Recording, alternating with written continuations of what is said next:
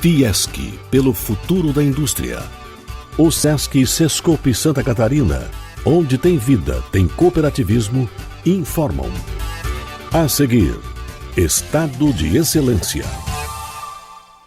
Está no ar mais uma edição do programa que tem o apoio da Alsesc, FECOAGRO, Fiesc, ENGIE, FAESC, Cicobi e Avan.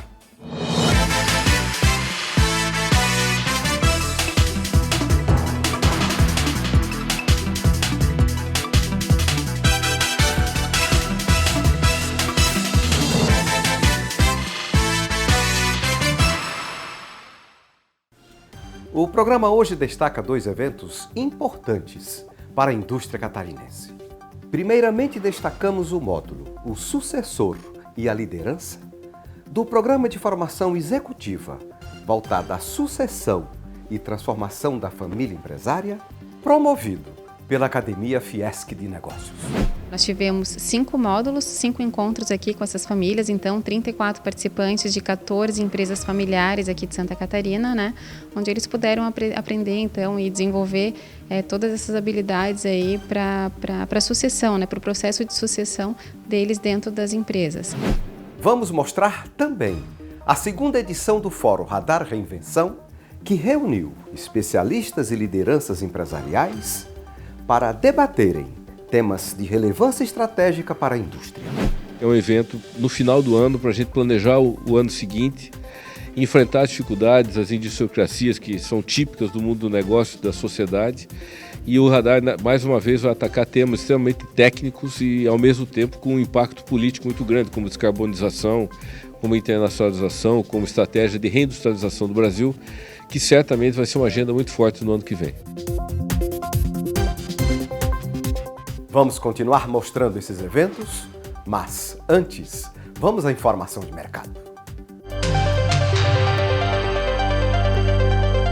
Oferecimento FAESC, a Federação da Agricultura e Pecuária de Santa Catarina.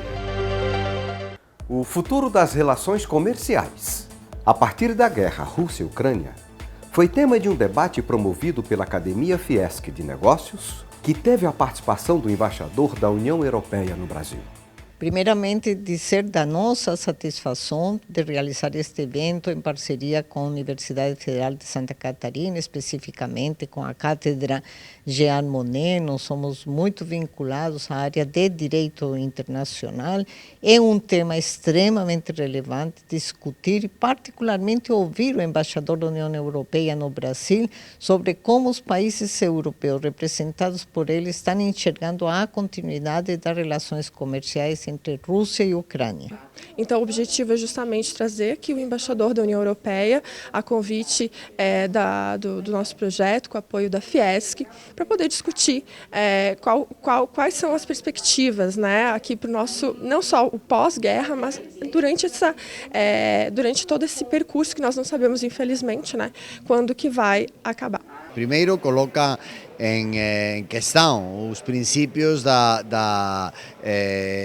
do funcionamento da comunidade internacional. Temos um país que é membro permanente do Conselho de Segurança que está a não cumprir a Carta das Nações Unidas. Isso, sem dúvida, é um desafio geopolítico, vamos dizer. Mas isso tem também consequências sobre a vida de todos nós, seja lá na Europa, logicamente onde está acontecendo o conflito, mas também aqui no Brasil. Vemos que o uso que faz a Rússia, não, da diplomacia energética, não, o uso de dar ou não dar a quem quer, mas também o efeito que tem sobre as questões alimentares é um desafio grande para todos. Mas como toda crise, também a crise cria oportunidades. Eu acho que vindo as coisas daqui, desde o Brasil, desde a América Latina, é também uma possibilidade para estes países, em particular o Brasil, para reforçar a mensagem que pode dar para a Europa, que vocês são um parceiro confiável. Nós temos questões extremamente importantes a serem resolvidas.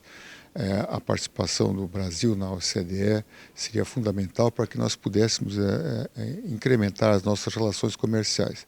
Santa Catarina, nesse aspecto, pode ser beneficiada porque tem uma indústria bastante competitiva e pode ser uma alternativa tanto aos países asiáticos como a própria origem de produtos da Rússia e também da Ucrânia. Tem a questão dos fertilizantes, que pode impactar a questão do agronegócio, mas acho que nesse aspecto o Brasil pode ter outras alternativas no atendimento a estes insumos.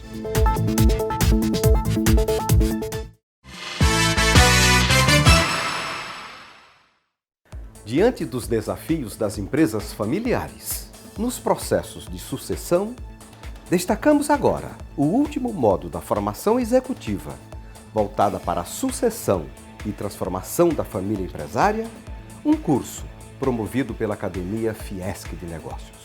Nós tivemos 5 módulos, 5 encontros aqui com essas famílias, então 34 participantes de 14 empresas familiares aqui de Santa Catarina, né, onde eles puderam aprender então e desenvolver todas essas habilidades aí para a sucessão, né, para o processo de sucessão deles dentro das empresas. O estado de Santa Catarina é um estado com pessoas que pensam muito além.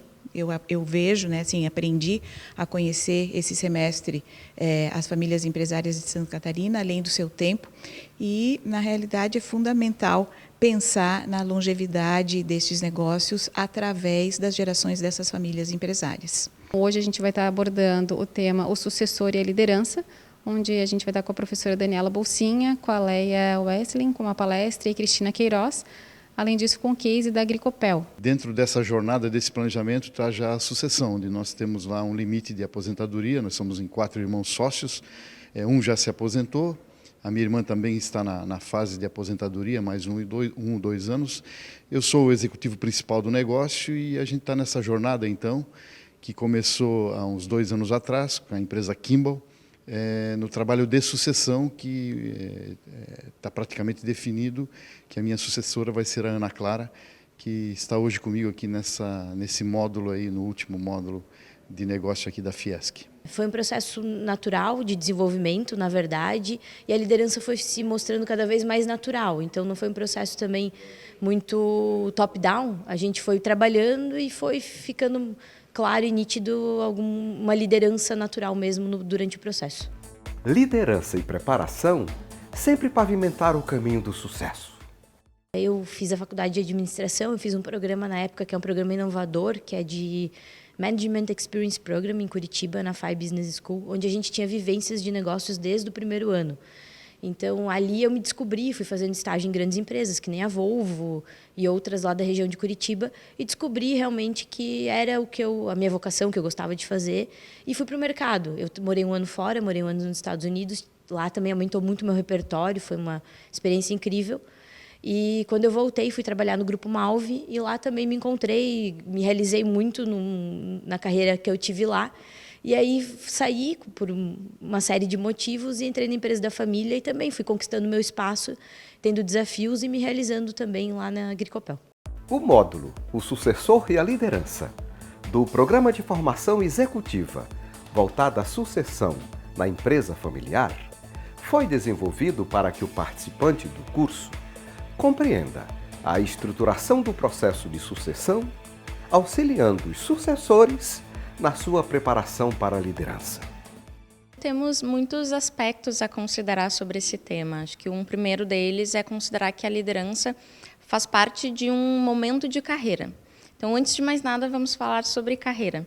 Como olhar para a sua carreira, considerar os diferentes projetos de vida, como considerar as diferentes habilidades que aquele indivíduo tem para se preparar, então, para esse momento de sucessão.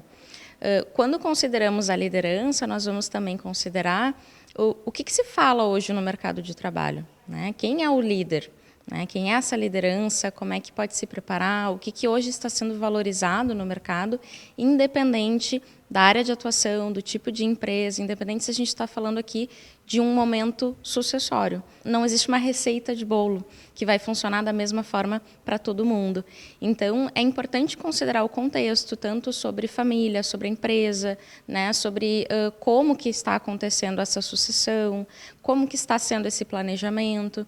Então, considerando aí essa dupla de aspectos individuais e aspectos contextuais, se tem uma melhor preparação de transição. Esse tema é extremamente relevante para Santa Catarina, tendo em vista que as empresas aqui de Santa Catarina elas são de cunho familiar, né, em sua grande maioria. Então, é extremamente relevante para a economia, para buscar essa longevidade, a perenidade das empresas, né? Elas estando mais estruturadas dentro da governança e desse processo de sucessão, então que ele é extremamente importante. E esse é um grande desafio meu, deixar a empresa com uma governança super ajustada, fluida, onde todos os fóruns tenham o seu papel e que a empresa, no final, não dependa de mim, que eu possa sair de lá um dia muito tranquila de que o negócio vai se perpetuar.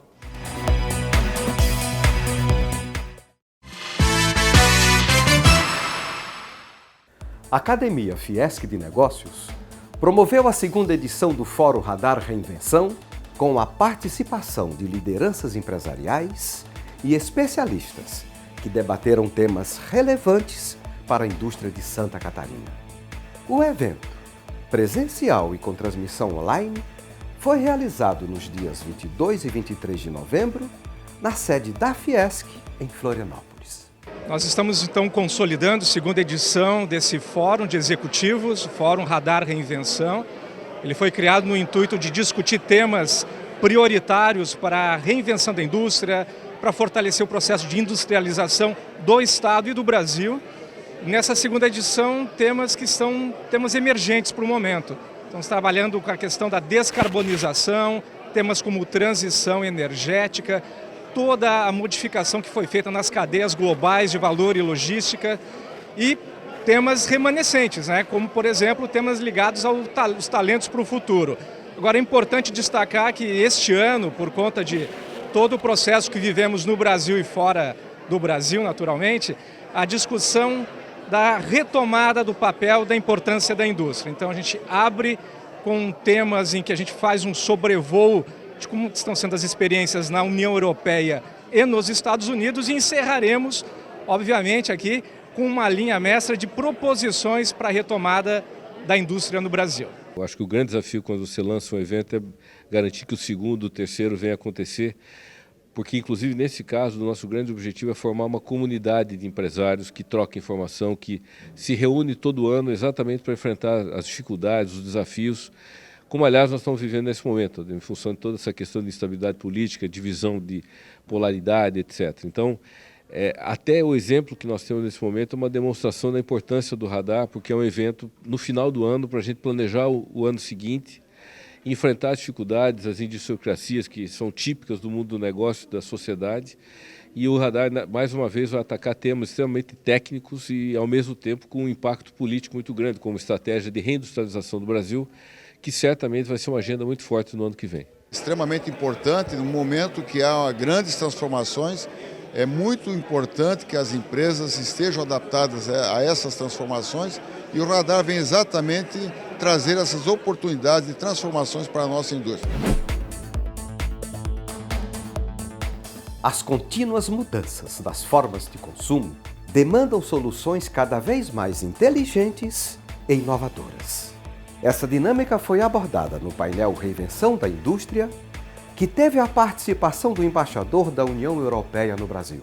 Eu quero parabenizar a Fiesc para neste radar que está organizando um ano mais poder ter esta conversa. Hoje na tarde vamos poder falar dessas questões. Mirando do lado europeu, o grande desafio vai ser o nosso acordo, o Acordo União Europeia-Mercosul. Nós acreditamos que este acordo vai ser uma oportunidade para, não somente para o sector agrícola, que todo mundo conhece a capacidade e o potencial do sector agrícola e pecuário brasileiro, mas nós também pensamos que o acordo vai ser uma oportunidade para a indústria. A indústria brasileira, sobretudo a indústria que é competitiva, vai poder competir nos mercados internacionais, começando por o mercado europeu, mas também o Acordo União Europeia-Mercosul vai alavancar muitas das reformas que são possíveis. Eu tenho ouvido muitas vezes que se fala do potencial do sector agrícola e não se fala tanto do potencial industrial. Eu estou convencido, e que Santa Catarina é um bom exemplo disso, que realmente a indústria brasileira pode competir nos mercados. O que é preciso é abrir os mercados brasileiros, que eu acho que é uma coisa que está se fazendo nos últimos tempos, e nós pensamos que o acordo vai ser um bom instrumento. Esta tarde vamos ter a possibilidade de explicar isso falando com empresários que são, logicamente, os que têm o desafio frente a eles e trabalhar e pensar juntos, que sem dúvida a nossa ideia, o que nós acreditamos na parceria União Europeia-Brasil. A recuperação da competitividade da economia e o desenvolvimento tecnológico da indústria nacional passam pela integração com o mundo. Destaque do painel Internacionalização pela Reinvenção, que resgatou o tema diante de cases catarinenses. Evidentemente, quando se fala em exportação ou buscar um mercado internacional, geralmente tem-se a impressão de que isso é uma coisa extremamente difícil, que é um monstro, que é algo inatingível. E não é verdade. No caso específico nosso, a gente começou exportando no ano de 1993, uma empresa muito pequenina, tínhamos apenas 12 funcionários nessa época, e a gente conseguiu ao longo dos anos se consolidar nesse mercado. Qual é a primeira regra? Você tem que manter os níveis de qualidade e você tem que ser extremamente honesto, cumprir exatamente tudo aquilo que foi combinado e acordado. Você vai ganhando credibilidade, vai ganhando confiança e vai aprendendo a ser competitivo nesse mercado tão globalizado. Hoje, nós nos consolidamos como uma das maiores exportadoras de móveis de madeira maciça de pinos do Brasil. Trabalhamos com grandes players nos 4 cantos do mundo, Estados Unidos, toda a Europa, Oceania, China, enfim, a gente conseguiu ter essas conquistas. E o que eu quero dizer, não tem um tamanho ideal para você buscar a internacionalização. Óbvio, você tem que ter coragem, principalmente resiliência, para enfrentar todos esses desafios e todas essas adversidades que se desenham. E no final você vai ver que vale a pena, porque eu acho que é um mercado muito mais constante, muito mais linear, e você consegue, no caso específico do nosso segmento, trabalhar sempre de janeiro a janeiro, o que é uma coisa extremamente importante para qualquer industrial. A internacionalização das empresas é um caminho irreversível. Quando a gente faz isso, a gente faz com que a reinvenção da indústria passe a ser algo normal. A velocidade de desenvolvimento do mercado internacional é muito grande. Então, quando a gente está apto a estar nesse mercado, estar com produtos, com serviços, num mercado internacional, nós estamos aptos a ser competitivos. E isso é um caminho importantíssimo para a sustentabilidade dos negócios. Nós buscamos, desde o início da nossa história, estarmos no mercado internacional, porque isso fazia com que a gente tivesse esse balizamento de que, estando nestes mercados, atendendo a produtos, serviços, costumes e as grandes mudanças que esses mercados fazem em tempos muito pequenos, nós estamos aptos a ser competitivos e a ser sustentáveis. Transição energética. O painel promoveu um debate relevante sobre fontes de energia, considerando a matriz energética brasileira, que é uma das mais renováveis do mundo. Quando se fala de transição energética, a gente tem que entender primeiro do que para o que, ou seja, de que tipo de energia para que outro tipo de energia a gente está falando, né? Então, hoje nós já temos no Brasil uma boa matriz energética do ponto de vista ambiental, é uma matriz relativamente limpa. Mas existem outras formas de geração de energia agora que estão avançando, estão crescendo bastante, que são a solar fotovoltaica e a energia eólica.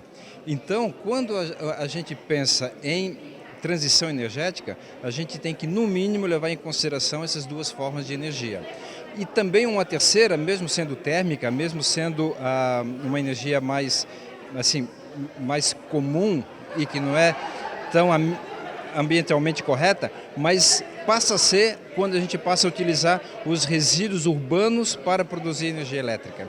Então, queima do lixo e outros resíduos poderiam ser utilizados então para produzir energia elétrica também. Então, todas essas formas, elas são importantes aqui para frente, porque a gente está vivendo um momento agora de crescente importância da ESG, ou seja, meio ambiente, a parte social e a parte de governança. E as empresas têm que perceber que utilizar energia sustentável, energia de fontes renováveis e limpas, vai ser um diferencial para poder até conseguir contratos daqui para frente. No processo de reindustrialização e evolução da indústria, a qualificação de pessoas é prioridade máxima. Esse foi o propósito do painel Talento para o Futuro, que evidenciou o fator mais relevante para a competitividade da indústria brasileira, que é o capital intelectual. Não só preparar e inspirar os novos talentos para a economia, para os negócios, mas também identificá-los, né? O painel de hoje trará especialistas, pesquisadores, mas também a trajetória de empresários no seu dia a dia, de como esse capital humano, se ele está crescendo em Santa Catarina, como está sendo o nosso investimento, como essas novas gerações vêm, né? Quais são as skills necessárias para que a gente consiga entregar um resultado para a economia, para os investidores e para a sociedade. Nós precisamos investir em capital humano, que as pessoas, numa economia, numa sociedade muito baseada na tecnologia, nós precisamos valorizar a criatividade, o senso analítico, a possibilidade das pessoas criarem e usarem novas tecnologias. Então, talentos, capital humano é o elemento mais importante quando a gente fala de competitividade e desenvolvimento de um estado ou de um país. Como ensinar uma criança a pensar, a superar desafios e conquistar os seus sonhos? As crianças são influenciadas por videogame, por bullying, pelos colegas e muitas vezes até por famílias e ambientes não estruturados. E a gente tem um programa que ensina as crianças a pensar e no final desse programa as crianças vão aprender a responder 4 perguntas. Como fazer com que todos ganhem e ninguém perca? Como você pode mudar o seu futuro? Como você pode fazer que um sonho se realize? E, finalmente, por que uma pergunta é melhor do que uma resposta? Nós temos o Instituto Miguel Boab, que já treinamos 200 professores na rede pública municipal de Joinville, e agora a gente está desenvolvendo uma plataforma para que as crianças possam acessar à distância. Logística e cadeias globais. O painel abordou oportunidades e desafios decorrentes das cadeias globais de valor para a inserção internacional. A indústria catarinense precisa se enfrentar a vários desafios para poder se inserir em cadeias de suprimentos globais que agreguem valor. Dentre outras coisas, o primeiro desafio vai ser a preparação, a capacitação das pessoas, para poder estar compreendendo bem como é que estão evoluindo as cadeias logísticas globais. Nesse sentido, as cadeias têm uma tendência que todas vão ser inteligentes, sustentáveis, rápidas e, além disso, resilientes. Quer dizer, que a indústria catarinense tem que observar como é que se vão a comportar essas cadeias para poder se incorporar em essas cadeias globais. A única forma é saber como é que elas se estão comportando. E o industrial catarinense tem que saber isso, como é que se está comportando. Eu vou comentar também depois quais são as melhores cadeias de suprimento do mundo, para que a pessoa saiba e identifique quais das algumas indústrias catarinenses poderiam estar inseridas em algumas delas. Mas o principal é, temos que saber como estão indo essas cadeias logísticas globais, agregando valor, e a agregação de valor está principalmente em isso, ser sustentável, ser rápido, ser resiliente. A descarbonização é um movimento presente nas empresas que estão agindo para reduzir ou compensar suas emissões de gases do efeito estufa. No painel Descarbonização na Prática, a discussão foi sobre as práticas sustentáveis que as indústrias podem desenvolver. A gente vive um cenário de mudanças climáticas, o clima muda, o clima mudando afeta a operação dos negócios e, por mudar, o mundo, os países, as relações internacionais também mudam para se adaptar e lidar para mitigar, evitar os efeitos dessas mudanças. Então também virão mudanças regulatórias, também virão mudanças de demandas novas, de soluções, o que significa oportunidades também para a indústria. Então também não é só risco, nós temos aí também um grande conjunto de oportunidades que surgem no contexto de uma grande transformação que a sociedade está passando e vai passar cada vez mais. O Brasil tem enormes vantagens competitivas, especialmente porque a gente tem uma matriz energética limpa, portanto, nós podemos produzir bens industriais com uma intensidade de carbono muito menor do que boa parte do planeta. Isso torna os nossos produtos industrializados, poderão, no futuro, tornar os nossos produtos industrializados mais competitivos no mercado global.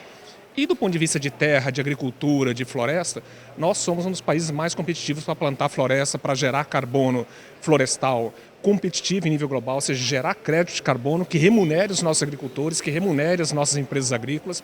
A minha empresa, Belterra, é uma empresa de criação de sistemas produtivos de carbono negativo, ou seja, que gera crédito de carbono para a comercialização no mercado. Portanto, essa é uma vantagem competitiva que o Brasil tem que usar bem e tem que aproveitar muito bem esse momento que o planeta vive agora. Acho que estamos no momento de que essa agenda é fundamental para a discussão de investimento, de indústria, das corporações, e dentro dessa agenda o Brasil está muito bem posicionado nesse mercado.